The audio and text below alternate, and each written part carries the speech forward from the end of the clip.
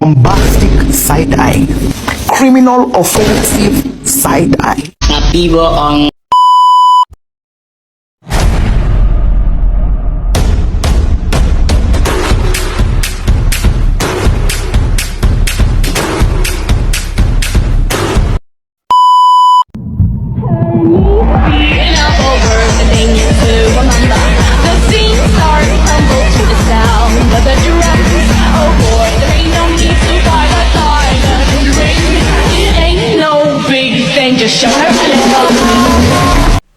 Assalamualaikum warahmatullahi wabarakatuh. Di sini saya akan menjelaskan materi tentang bahasa Indonesia diminati dan dipelajari oleh bangsa-bangsa di dunia.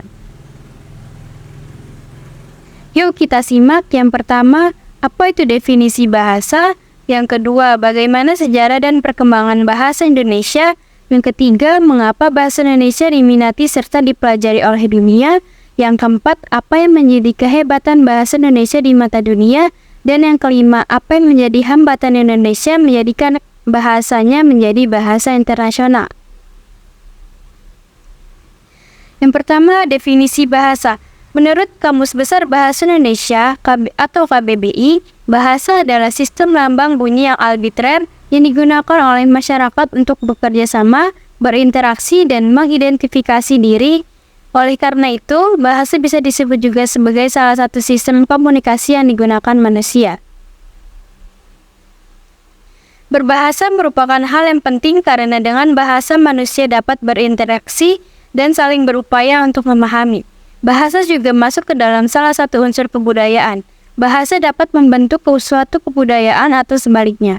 Maka dari itu, terciptalah ragam bahasa yang ada di dunia. Yang kedua, sejarah dan perkembangan bahasa Indonesia. Perkembangan bahasa Indonesia, lisan maupun tulisan, berkembang mulai pada saat terbentuknya, yaitu pada 28 Oktober tahun 1928, bersamaan dengan Momen Sumpah Pemuda. Setelah terbentuk, bahasa Indonesia terus berkembang seiring berlakunya ejaan Van Ophuijsen, Swandi, Melindo, bahkan hingga ke ejaan yang disempurnakan. Ini adalah beberapa contoh sederhana bagaimana bahasa Indonesia dengan pesat mengalami perkembangan. Bahasa Indonesia telah dikenal oleh halayak umum merupakan bahasa Melayu menjadi lingua franca atau bahasa perhubungan di Nusantara kala itu. Bahasa Melayu telah ada dan digunakan terlebih dahulu. Keberadaan bahasa Melayu pun ditilik dalam persiapan Kongres Pemuda tahun 1926. Para pemuda masih mempersalahkan tentang sebutan Bahasa Persatuan Indonesia.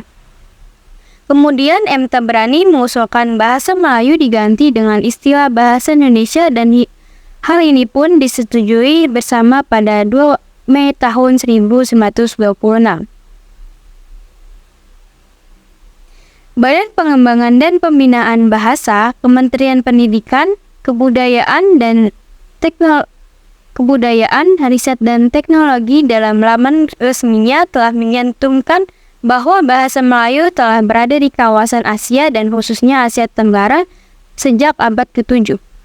Dengan sangat jelas, bahasa Indonesia pertama kali digunakan ataupun dikerarkan sebagai bahasa pemersatu pada butir ketiga.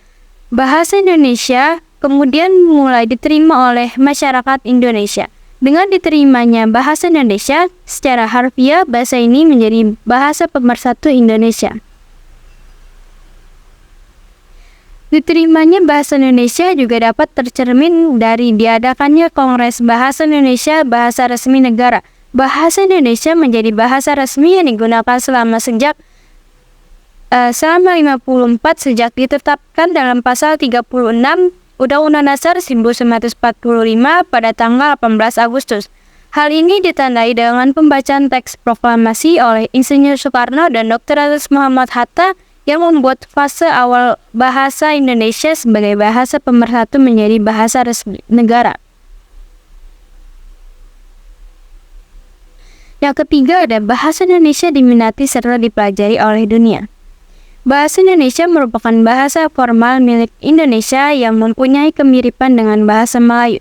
Bahasa Indonesia ialah bahasa yang termasuk sangat gampang untuk dipelajari serta dipahami sebab bahasa Indonesia tidak memerlukan pemakaian nada, tambahan partikel di setiap kata, ataupun pergantian kata akibat perbedaan waktu seperti yang ada pada sebagian bahasa milik negara lain, sehingga bahasa Indonesia secara gramatikal gampang dimengerti.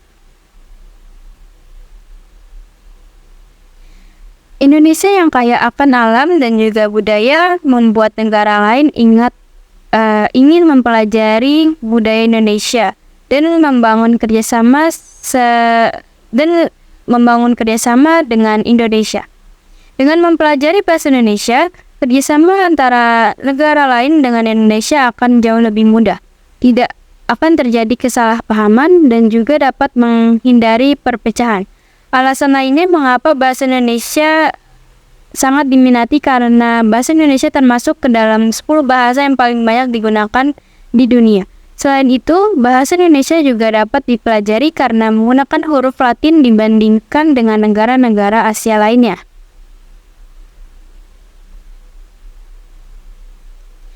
Yang keempat, ada kehebatan bahasa Indonesia di mata dunia. Bahasa Indonesia memiliki keunggulan historis, hukum, dan linguistik. Bahkan di tingkat internasional, bahasa Indonesia telah menjadi bahasa terbesar di Asia Tenggara dan persebarannya telah mencakup 47 negara di seluruh dunia. Yang kelima, ada hambatan Indonesia untuk menjadikan bahasanya menjadi bahasa internasional. Rendahnya pengakuan dari penutur asli dan masih adanya sikap pesimistik terhadap bahasa Indonesia menjadi hambatan internal tersendiri dalam menjadikan bahasa Indonesia sebagai salah satu bahasa internasional. Hal ini disebabkan tidak adanya dukungan dari rakyat itu sendiri. Bahkan generasi muda bangsa sekarang sudah diajarkan untuk mengutamakan bahasa asing ketimbang mempelajari bahasa Indonesia. Kalau hal tersebut dibiarkan terus-menerus, bahasa Indonesia bisa digantikan bahasa lain karena kehilangan penutur aslinya, dan mimpi untuk menjadikan bahasa Indonesia sebagai bahasa internasional tidak akan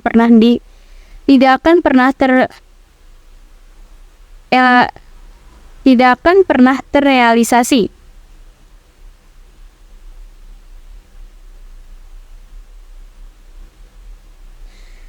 Kesiapan bahasa menjadi bahasa internasional yang digunakan banyak negara tergantung pada seberapa besar ketergantungan terhadap bahasa tersebut dalam berbagai aspek seperti ekonomi, sosial, serta budaya. Seberapa besar peranan bahasa Indonesia dalam kegiatan perekonomian dunia. Misalnya, memakai bahasa Indonesia lebih mempermudah kegiatan perekonomian. Sekian, terima kasih. Materi yang saya sampaikan, kurang lebihnya mohon maaf. Wassalamualaikum warahmatullahi wabarakatuh.